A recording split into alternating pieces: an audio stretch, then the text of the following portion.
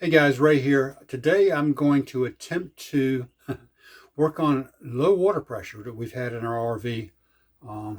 Really since we've had it.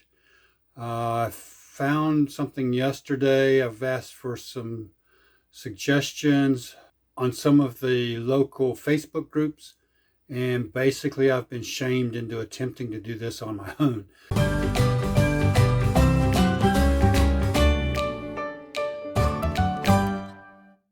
So let me show you what's going on. I'm going to turn the camera around and we're going to look at a couple of water faucets. So here we are at the kitchen faucet. Let me just turn this on. I'm going to go to the hot water side first. And for a second, it's not terribly bad, but it's definitely not good. I mean, that's that's wide open. And there's the cold side. And there's now the hot water side. The longer you leave it on, kind of the worse it gets, because I'm assuming no pressure in the water system. But now I'm going to go to the bathroom and show you the real reason why we're concerned about water pressure. Okay, so now we are in the bathroom, in the shower. We've already replaced the shower head with an Oxygenics, which everybody said if you have low water pressure in a shower, to replace your shower head with an Oxygenics. So we did that a year ago, probably. Let me just turn this guy on. Okay, that's just hot water. Well, it was, as you can see, it came on fairly, even at highest pressure, it wasn't good. But now I have both hot and cold on. And, I mean, really? This is, and look, now I'm going to turn the cold water off, and that's just hot water. So obviously, that's not sufficient for showering. I can make do since I don't have to worry about the hair, but Kathy absolutely cannot wash her hair in that. So I'm going to go outside, show the water pressure at the water inlet, and go from there. Okay, so I'm outside looking at the water gauge, and you can see, or the pressure gauge, that it's on the low side of normal on green, which is pretty much typical everywhere we've been. That's what we seem to be getting there, and that should be sufficient for water pressure inside the RV. Now I'm going to go back inside and show you what I found near the freshwater tank under the bed. So back inside at our bed, I have folded our mattress in half so I can access the fresh water tank, which is under this panel. I've already removed the screws, except for that one that did not screw into the frame and wouldn't just screw out. So I left it there, put the remaining screws in a bag, and taped it here on top of the fresh water tank for the time being. And hopefully there will be enough light back here to see what I'm dealing with. Let me see if this guy... okay, so I've got a crimped hose right there. I know that's hard to see, guys, with this thing. But that hose is crimped coming into the T connector right there. And the clamps on these connectors are not screw in. They are crimped clamps. So I don't have anything to cut the clamp with. I'm not comfortable cutting the clamp.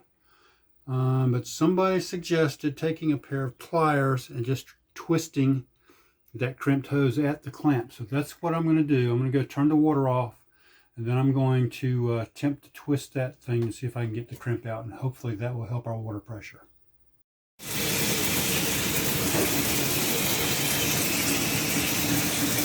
Look at that. That's full pressure. That's pretty good. So it's definitely related to that kink under the bed. I was able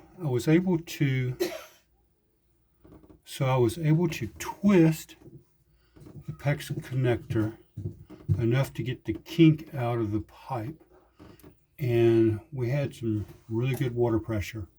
Now my issue is getting this connector off of the pipe. I cut the water line going into this T connector. I'm hoping I could just twist the connector off to get it off so I can reconnect the water line with a regular barrel type connector.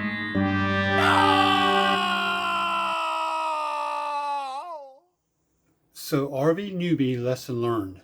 When I cut the water line, which was fine, I had the water cut off. I fought that connector for 2 hours. Did not have the tools to remove that PEX clamp. So I ended up calling in a professional, which in this case, I probably should have done from the beginning. I called the professionals out. Marshall came out, was awesome.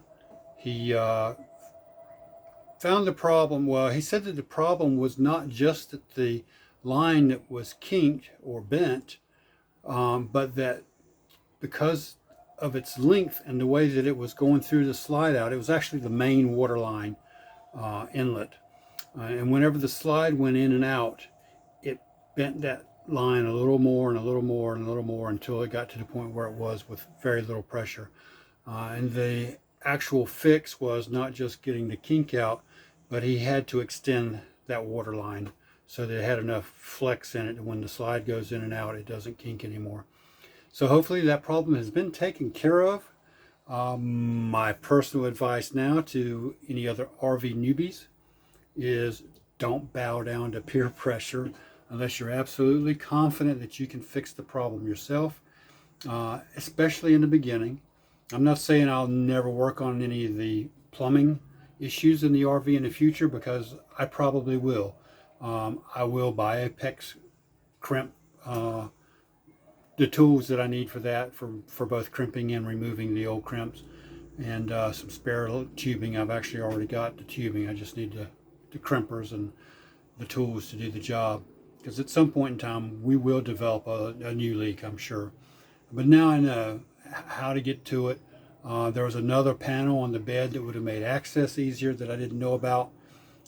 So my suggestion is, at least for the first time you have an issue, maybe call a professional out. And although I didn't stand over Marshall's shoulder, because I hate when somebody stands over my shoulder and watches me work on something, I was observant enough from a distance to be able to tell kind of what he did. And actually I did help him with removing the cover over the bed. There was a second panel there, like I said, that made it easier to get to the water lines. So anyway, problem solved. I called in the professional. Lesson learned, call a professional when you need one. Don't be ashamed to do so just because people try to shame you into doing it and fixing it yourself. So until next time, take care.